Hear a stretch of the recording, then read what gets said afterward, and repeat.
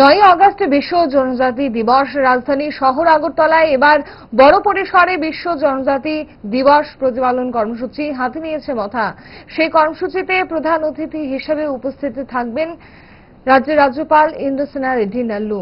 আজ সকাল সকাল লোকভবনে আমন্ত্রণ বার্তা নিয়ে ছুটে আসেন এডিসির মুখ্য নির্বাহী সদস্য রুনিয়াল দেববর্মা সহ নির্বাহী সদস্য সিকে জমাতিয়া। সংবাদ মাধ্যমে এই খবর জানালেন রুনিয়াল দেববর্মা। এক্সেলেন্সি গভর্নরের সাথে আজকে সকালে হঠাৎ দেখা করা, এটা অ্যাপয়েন্টমেন্ট ছিল একটা ওনার সাথে কার্টিসি ভিজিট, এবং আমরা দেখা কারণ মেন বিষয় হলো গিয়ে 9 তারিখে world indigenous day. World indigenous day কে খুব প্রোগ্রাম বড়ভাবে করার জন্য আগরতলাতে ওনাকে চিফ গেস্ট হিসেবে আমরা ইনভাইট করতে এসেছি।